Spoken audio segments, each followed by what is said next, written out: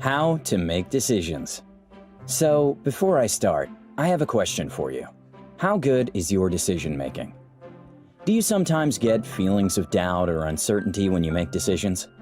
Are you one of those people who spend hours debating over an idea in your mind before finally coming to a final conclusion? Do you hate making decisions? If you're nodding right now, then this video is definitely for you. In today's video, we're going to discuss decision making and give you 9 tips which you can use to be a confident and better decision maker. But first, let me introduce you to Sarah, a 22-year-old lady currently taking a degree in business management. Prior to pursuing business management, Sarah was an architecture student. Right from childhood and into adulthood, Sarah never made any significant decisions for herself. In fact, pursuing architecture was her family's choice, since she could join her uncle's architecture firm. From a tender age, Sarah lived under her parents' care and control. She styled her hair in a tight ponytail manner to please her mother, even though she liked letting her hair down. She got perfect grades in school to please her strict father, who would be furious if she got nothing less than an A. When Sarah joined campus, suddenly she had plenty of freedom from her parents. But still, she found herself in another cycle, where her friends made all the choices and decisions for her. She would join them for parties because they insisted, eat pizza because they insisted, and watch movies they liked because they insisted. Sarah attended all classes and passed her tests because she didn't want to disappoint her father. Everything worked out well, until Sarah attended a conference themed on careers and decision-making in her college, and realized that she had been living other people's lives. It was at that point that Sarah sat down and reflected on her life. For the first time in her life, Sarah made a choice for herself. She took a 1-year vacation and quit architecture against her parents' wishes. The majority of her classmates who genuinely enjoyed architecture also asked her to stay, but Sarah knew that she didn't share their enthusiasm. She decided to explore the business world during her vacation. She interned with different companies and explored different aspects of businesses to see which she enjoyed the most. After returning home, Sarah decided to pursue a course in business management. However, before making her decision, Sarah learned several lessons along the way, which I'm going to share with you in this video. Sometimes, the good choices we make may have negative outcomes. Therefore, the idea of decision-making is increasing the odds that you make more good decisions, and not try and avoid making decisions altogether. This can be achieved by having a decision-making model, especially for big decisions. Tip number 1. Zoom out. The first step Sarah took was to separate herself from the problematic environment and give herself space to observe her life. Zooming out of a situation enables you to watch yourself as if you are the movie and observe each of your decisions for what they truly are. By taking a break from architecture, Sarah noticed that she made the decision to be an architect because her family insisted. She also realized that her taste in style and food was heavily influenced by her friends. By zooming out of her situation, Sarah realized that she needed to start making her own choices. Tip number 2. Define the problem. Upon observation, Sarah realized that the problem was not any of her friends or her parents' opinions, but her inability to make her choices and stand by them. From a tender age, Sarah was comfortable with her parents making all her choices, only to realize how dependent she was once she joined college. By defining her inability to make decisions, Sarah could finally work on the problem and quit worrying. Take some time and define why you have trouble making decisions for yourself. Maybe you have controlling parents like Sarah. Maybe you have low self-esteem, or perhaps you're too afraid to take risks.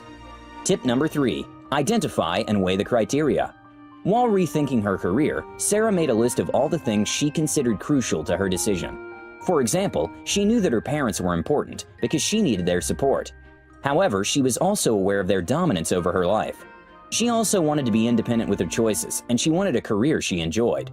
She once worked under management in her father's company and was enthusiastic about making business decisions. Sarah then weighed all the factors and decided which were more important. In the process, she realized that despite wanting her parents' support, she needed to be in a career that she enjoyed even more. This meant that despite her parents' feelings towards her choice, Sarah was determined to fight for her choice. Tip number 4. Consult different people. During her 1-year vacation, Sarah had the opportunity to interact with different entrepreneurs and employees. She used the opportunity to listen to the criteria behind their career choices. After consulting several people, Sarah realized that she was not only responsible for her career choice, but also for her happiness. Majority of the people who enjoy their careers made the decision for themselves and not for their families or friends. It may be easy for you to stay in a situation because other people are pleased, but you need to ask yourself if you're happy with the decision. Tip number 5. List your alternatives, weigh them, and decide. When faced with a problem, it's crucial to list all your alternatives before choosing one. For Sarah, completing a degree in architecture and excelling as an architect was an option even if she felt that her parents influenced the choice heavily. Sarah also had the option to quit architecture against her parents' wishes and pursue business management and be genuinely happy in the long run. In the end, Sarah realized that she alone had to bear the consequences of her decisions. Even with all the assurance in the world, Sarah was sure that she would not be content as an architect. Since her future happiness was more important than her parents' opinion about her career choice, Sarah quit architecture for business management. Does the value of your decision outweigh the cost? If yes, pick the alternative that provides more value. If not, do not pick that alternative. Tip number 6. Quit being a perfectionist. Being a perfectionist will prevent you from making your own decisions. The reality of perfectionism is that you'll be weighed down by the thought of making the wrong decision, which leads to feelings of anxiety when you think you've made the wrong decision. Making any decision comes with an amount of risk. Sarah could have chosen to quit pursuing business management because she could fail and her parents would have the last laugh. But she was aware of the risk she was taking and did it anyway, of course, after making her calculations. You need to embrace the risk you're taking and make the decision anyway. Change your career while you still have time. Start your business even if you don't have the perfect plan. Launch your online business and learn more along the way. You may face surprises and failures along the way, and at that point you can change your decision and take a different path. Avoid being afraid of failure and you'll definitely make more choices than you're making now. Tip number 7. Make small decisions a routine. Successful people make routines out of small choices. For instance, Mark Zuckerberg is famous for wearing his gray t-shirts and hoodies, even to important meetings. Steve Jobs is famous for wearing black turtlenecks, while Barack Obama stated that he cut down his official dress code to gray or blue suits. Why did each of these people define their looks? Because they have numerous important decisions to think about. While perhaps you can't show up for work looking like Mark Zuckerberg or Steve Jobs, you can definitely create routine out of some choices. You see, making decisions is like exercising a muscle. After making too many decisions in one day, the muscle tires out, leaving you exhausted and leading to poor choices. By creating a routine, you will preserve your mental energy and save it for more important decisions.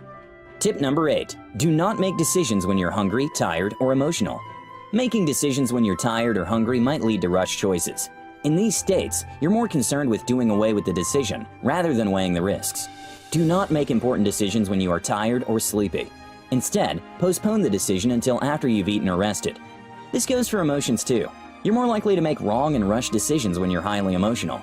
Being too anxious, angry, sad, or happy will cloud your judgment and increase your chances of making a poor decision. Tip number 9. Set a time limit. Lastly, remember to set a time limit for major decisions. You need to create enough time to weigh your options, but not take too long that you end up postponing the decision entirely. For instance, Sarah set out 1 year to explore businesses before making her decision. She took an entire year to make the decision because it gave her enough time to consult different entrepreneurs, intern in different companies, and learn. However, if you're making a decision on what to wear on a date, you probably don't need more than 30 minutes. Do not prolong the decision for so long that you're unable to focus, but also avoid setting so little time that you end up being anxious. Set a time limit and have a decision by the deadline. Thank you guys so much for watching, and I hope you've gained value from watching this video. Share your thoughts down below.